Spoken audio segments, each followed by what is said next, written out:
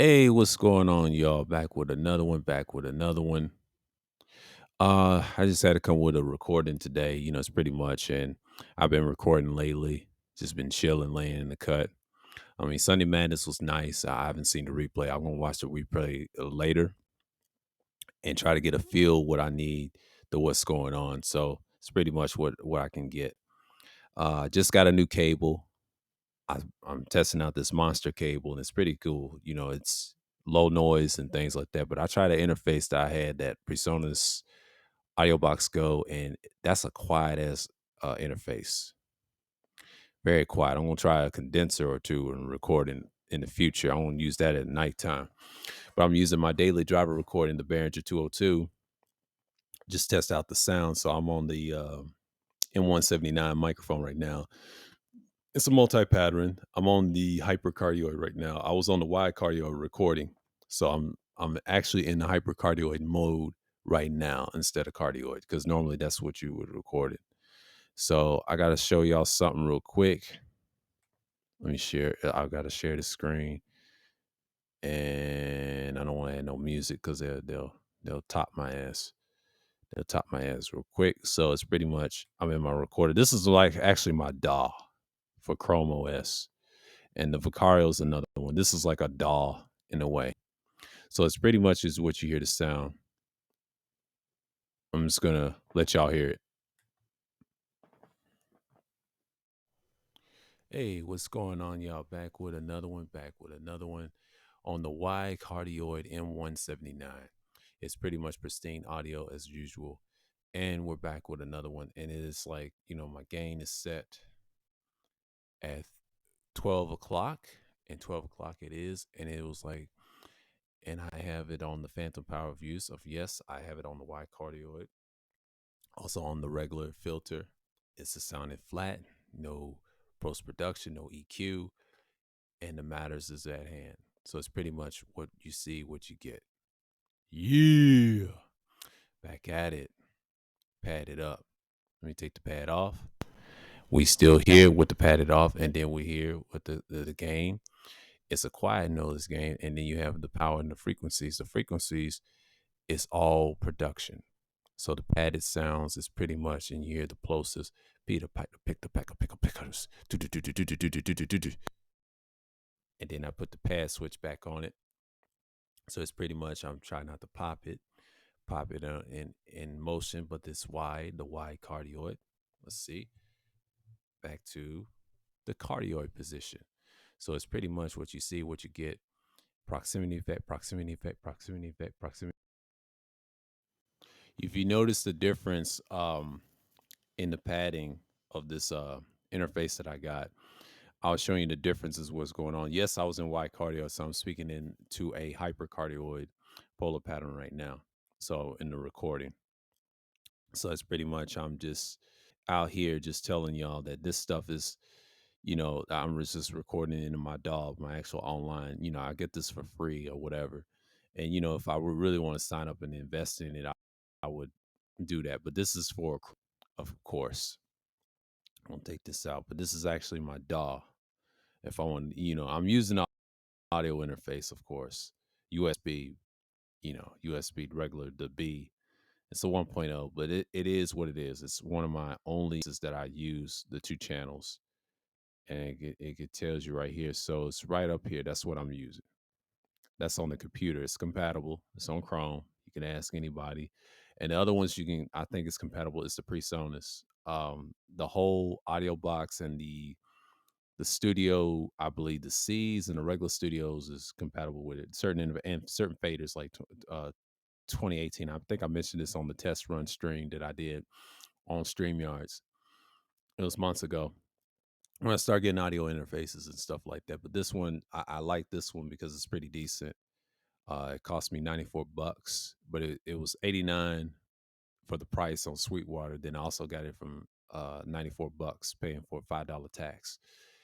And they send it to me, and I like it, and I like it ever since I started using it on my streams, recordings, and it sounds good. It's nice. It's nice preamps, but I'm using a high quality cable. I'm just testing the cable. I'll see how much noise in the background I've noticed, and as you can hear, So far, it's kind of good. I'm just going to see what type of background noise it's going to block. I'm just going to let y'all hear hear it all the way through on this one, and I'm going to go on mute. Proximity effect, proximity effect, proximity effect, proximity effect. Back at it again. Yeah. Yeah, back at it. Let's try it with the off the pad. And you pretty much you pad the sound and you pretty much you see what you get without the padded sound. So the cardio blocks of the direction and forward. Now let's go with hypercardioid. So the hypercardioid, we in it without the pads and without everything. So without the padding, we pad the sounds what we have. Ooh, try not to pop the large diaphragm. We're back at it. We're back at it again. Once again, we're still in motion. We're still in motion and recording. Pretty much, pretty much, pretty much. So it's pretty much what you have. So let's try with the pad on. The padding switch, the padding switch. We see it. We see it. I have to turn it up a little bit. Padding switch on. Padding switch on. Yeah. Oh, did that rhyme? Yeah, we took the padding off, and this is pretty much the microphone, what you're hearing on flat setting. We pad the sounds on my interface, and that's pretty much it. And we see what you can get. It's pretty much what you see all the time. So this is the padding on of the Behringer UM2 UMC 202 HD. So you pretty much have at it, and you just see what you get. That's the little white noise of the gain. And it's like what you hear, what you get, and in the white noise, and you hear some a little background feedback. But it's pretty much it. So let's try with the low cut. So it's pretty much what you see in the low cut, and you have what you have. So it's pretty much you see the frequencies changing. It's changing all the time.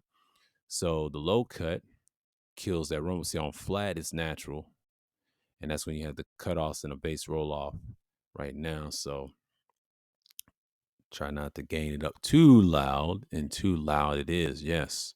Proximity effect, proximity effect, proximity effect, proximity effect, proximity effect, proximity effect. Check, check, cheer. Oh, did that rhyme? It's pretty much it. Try not to 100% it. Try not to 100% it. I know people hear the gain in the pad switch, and it don't need that much gain. It don't need that much gain. When you take it off the pad settings, it's pretty much what you see, what you get with this interface. And this cabling is pretty cool. I love the monster cable, and we're right at it. So there you have it. There you have it. Right at the cabling. Yes, you heard this recording right here, and I'm just gonna leave it up for a second, and then I'm gonna drop it down. And it's pretty much what you see, what you get. And yes, I love this microphone. I love this condenser mic that I got, and it's quiet. And the cable makes the difference. Sometimes the interface, sometimes the headphones, and make sure it's flush real good so you won't have no bleed and bleedage. So it's pretty much it's like what you see, what you get on here. And I'm not really surprised what you hear it in my voice. It has that nice roll off, and I had the low cut filter on. I switched it because I knew I was gonna put that on. Because if you heard it flat, it's like pretty normal. It's like clear and all that other stuff. But when you put the low cut, it's nice. It also has a pad switch. This microphone, has, the negative 20 dB pad switch. That's why it's a self noise is a negative 11 dBA. Add A weighted, and the specs on this mic is pretty cool. That's the mic I'm really using right now. But you just heard it on this recording, right? You just heard this on this recording. It's pretty much what you see, what you get. So I'm not really surprised what's going to happen or whatever. So it's like, we're here, and I'm going to show you the M179. So yeah, the M179. It's pretty cool. It's a pretty cool microphone. So it's not even that bad as you think. And now it done drop, and B&H it done dropped 185. We'll show you that price in a minute, because my last one it cost me like $200 early May. It was $200 for this microphone, and I of course I rated it, and it's a 4.6 now. It was a 4.5 or less or 4.0, but I rated a 4.6 because of me. And people start liking the mic, and I start liking it. It's pretty cool, with the pricing and all that other stuff. So it is what it is. I'm gonna drop this down, and I'm gonna drop the recording. Yeah, leave the site. Yeah, I was just through with that. It's pretty much, it's just like what you're hearing right now. So I'm not saying that mics matter in some degree, but certain recordings it does. Sometimes I usually do the laptop mic and all that stuff. I'm just talking the stuff that, little hobbies I like to listen to, like tech every now and then. I'm into other things too. I've been playing certain games, and I've been watching that 24/7, I think from Rockstar and Oh Boys channel, Weiss Network. Man, that's an excellent channel. Like, you can watch games all day, man. It takes me back to the '07 days. You know what I'm saying? Like, it's pretty much what you got. I'm gonna show you the pricing on it. Hold on for a minute. I'm gonna show you the pricing. I mean, this is gonna be pretty much what you see, what you get. The Cat M179. Okay. I got this at Zen Pro Audio, and it cost me, and this microphone cost me $200 last month. It was $200. Now, B&H, they say, is 186 or 185. It's 185 special offer. This mic costs 185, I believe, if I'm not mistaken. It's just, and they brought it back. Did they brought it back? I believe they brought it back. It was discontinued on B&H. It was discontinued, and I believe it was discontinued for a minute. But I got some rating on it, right? So it's pretty much discontinued. Uh, what you see, what you get.